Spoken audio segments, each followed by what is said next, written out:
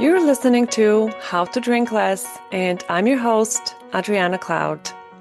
Whether your goal is to cut back, take a break, or say goodbye to alcohol for good, this podcast will help you stop drinking on autopilot, learn how to manage cravings, and feel fully in control around alcohol. It's easier than you think. Listen on to find out how. Hey everyone, welcome back and thank you for listening. Today we are talking about a big topic, moderation. Is it possible to moderate alcohol? The short answer is yes, of course it is. But the long answer is it's not that simple. And what I want to help you do today is evaluate moderation clearly. Because moderation is often positioned as the reasonable middle ground, the way to keep the good thing in without going overboard. But what does moderation actually require? And how will you know if it's working for you? That's what we're going to explore today. I want to start by saying what I always say. You get to decide what relationship you want to have with alcohol. I'm not here to tell you what you should do.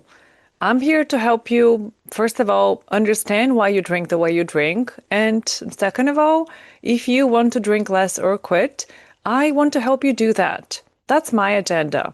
But you're an adult with free will, and you're the only one who decides what your goal is and what works for you. Sobriety is not morally superior to moderation.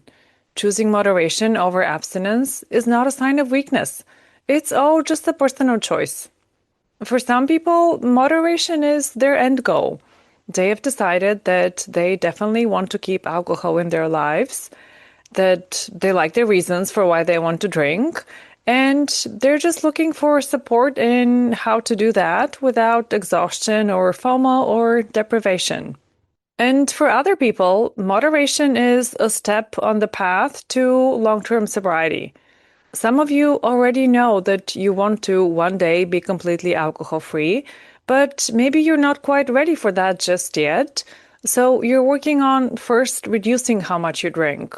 For now, moderation is like a trial run where you get to practice being sober in more and more situations.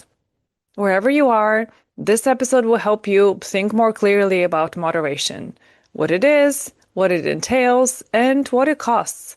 So buckle up and let's dive in. First of all, I want to point out what should already be obvious, but maybe isn't. The mere fact that moderation feels necessary already suggests that your relationship with that thing you're trying to moderate already feels off. We don't need to moderate things that we feel in control around. The example I always give is with cheese.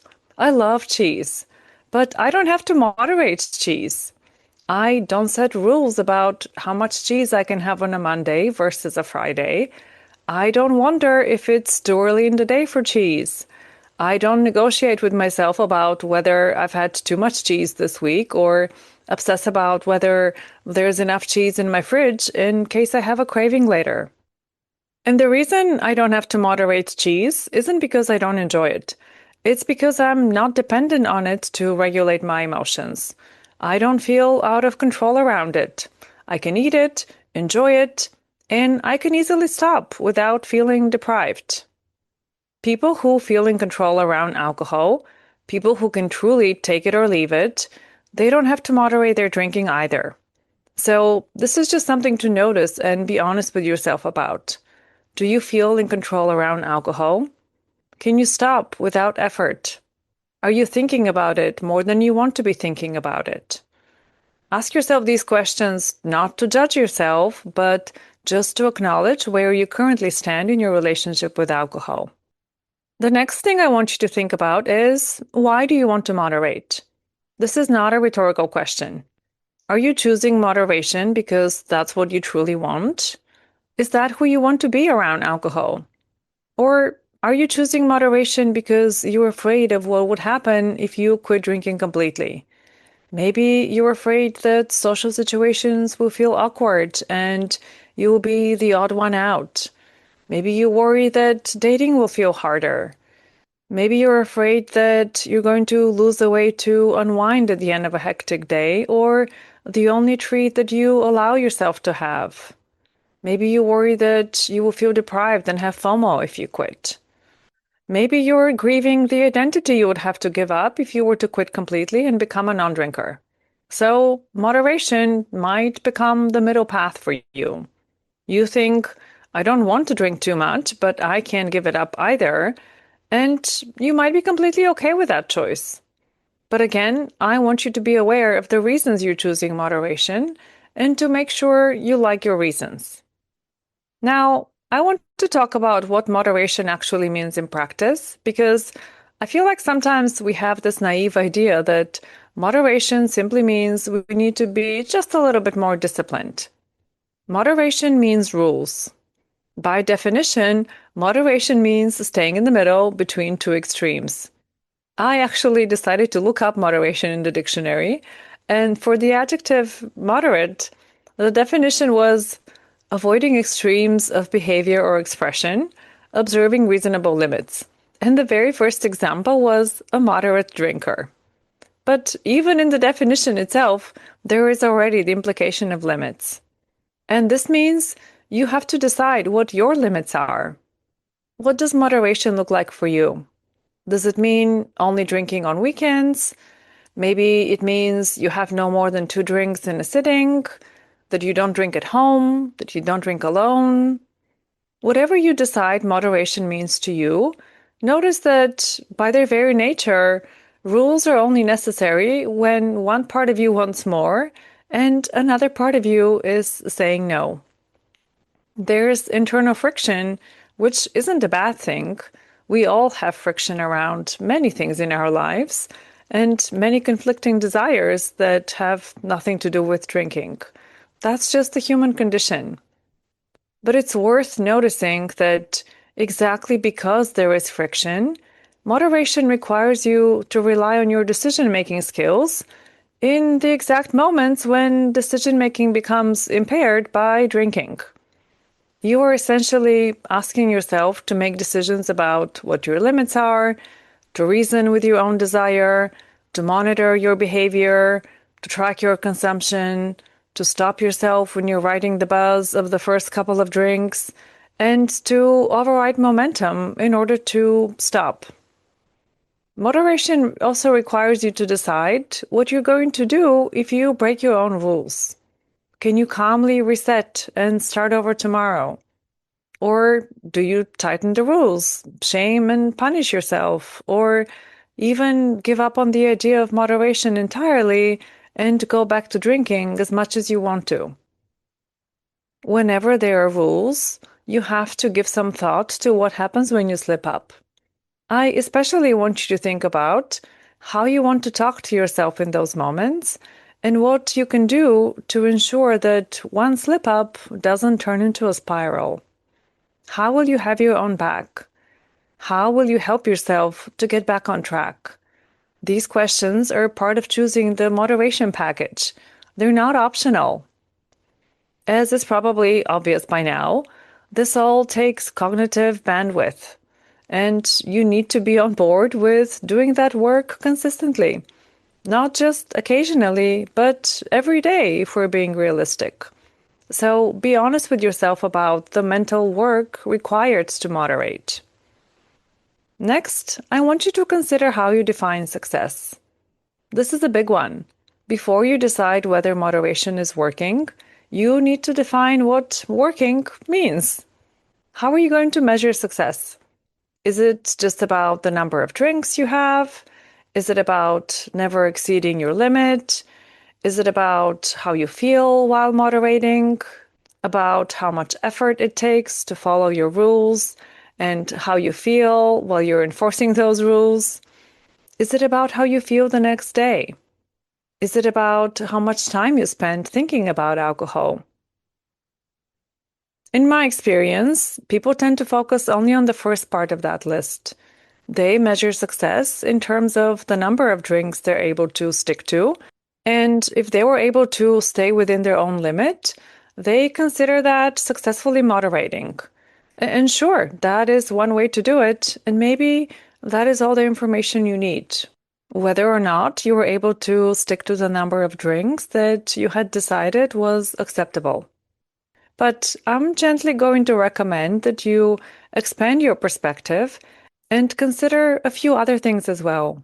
I'm going to break this down into a few different lenses that you can use as you evaluate whether you're successfully able to moderate. The first is behavioral. This is where you ask, did I stay within my limits? How much did I drink? Over what time period? This is just the factual, quantitative aspect of moderation. The second is emotional. Ask yourself, how did I feel while moderating? Did I feel relaxed and present, or was I on edge and anxious about sticking to my limit? Did I feel deprived? Did I feel proud? The third is the cognitive load. How much mental energy did this take? Was I obsessively thinking about what's in my glass? Was I bargaining with myself? And finally, consider your relationship with yourself. Ask yourself, how does moderation affect the way that you treat yourself? Is it helping you to trust yourself more? Or is it pushing you to employ ever stricter rules and more discipline? How do you talk to yourself before, during, and after? This is not a pass-fail test. There is no one right answer or one universal threshold where we can say, yes, this is what successful moderation looks like. You're the only one living inside your mind, so only you know how it feels and how much effort it takes to moderate. So you're the only one who can define success. I'm also going to suggest that you do a little cost-benefit analysis as you consider moderation. Moderation allows you to keep alcohol in your life. That's the benefit. But what's the price you're paying? Are you paying with time, obsessing about alcohol and exercising restriction? Are you paying with mental space and energy? Are you paying with holding on to limiting beliefs that you need alcohol and therefore deepening your dependence on it? Are you depriving yourself of the opportunity to challenge yourself and grow by building certain skills that you actually value and want to have, like genuine self-confidence, emotional resilience, the ability to socialize and have fun without a buzz? Your mileage may and will vary here. Everyone has different priorities, goals, and values, and some people certainly find it a lot easier to moderate than others. Moderation is a spectrum, but as you consider whether to choose moderation, be sure to look at the price tag and read the small print on the terms and conditions. What I find really helpful is to zoom out a bit and look into the future. If you're listening to this episode, odds are you've tried to moderate at some point or another, and very likely you might currently be trying to moderate. You already have some idea of what moderation looks like for you and how easy or how hard it is to moderate. And after this episode, you will have a lot more awareness of what moderation really entails in your real life, day in and day out, not just as a nice hypothetical idea. So, given your experience with moderation so far, imagine it's 5 years from now and your relationship with alcohol remains unchanged. You're moderating exactly as you are now. How does that feel to imagine? Do you feel neutral about it? Excited? Exhausted? Somewhere in between? This is not a trick question. It's a way to show you how you truly feel about choosing moderation. If you feel good about it and you feel good about being in the same place 5 years from now, that's great. It means that what you're currently doing is working for you. So just keep going. But if your heart sank at the idea of still having the same drinking patterns 5 years from now, that's really useful information to have. It means that what you're currently doing is not sustainable mentally or emotionally. And the sooner you get to the bottom of that and understand why, the better. If this is where you are today, holding on to the idea of moderation, but secretly terrified that you won't be able to maintain that level of discipline or vigilance, or that it'll be too exhausting, or that it might erode your relationship with yourself too much, I want you to know I see you and my heart goes out to you. Please be very gentle with yourself as you consider what this insight means for you. Awareness is the first requirement for change, and being honest about how you truly feel is the necessary solid ground to build from, even if you're not completely ready to act on that awareness yet. Give yourself time to process what it truly means if deep down in your heart you know that long-term moderation is not going to be sustainable for you. And here I want to circle back to the question I offered at the beginning. Why are you choosing moderation? Is it because that's truly the relationship you want to have with alcohol? Or is it because you're afraid that giving up alcohol completely will be too hard, too painful, too boring, too lonely, and so on? And let's acknowledge that complete sobriety is only one alternative to moderation. The other alternative is to drink without any restriction. But if you're here listening to me, I'm going to assume that you've ruled that out as an option. So, if the options on the table are moderation or complete sobriety, let me ask you this. Imagine that you could be completely sober and genuinely happy about it. You don't miss alcohol and you don't feel deprived. If that were possible, would you still choose moderation? Because the answer to this question is very important. It tells you who you really want to be if fear wasn't standing in the way. This is where I leave you for today, my friends.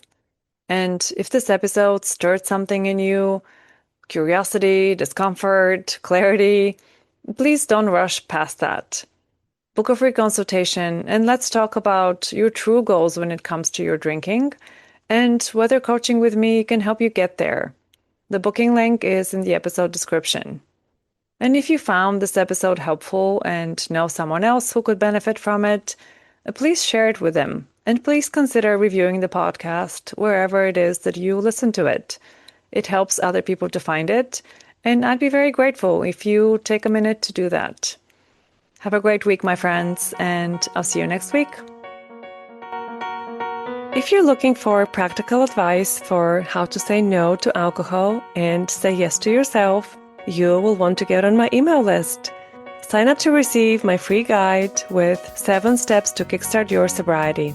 The link is in the show notes, so go and grab it now, and I'll see you soon in your inbox.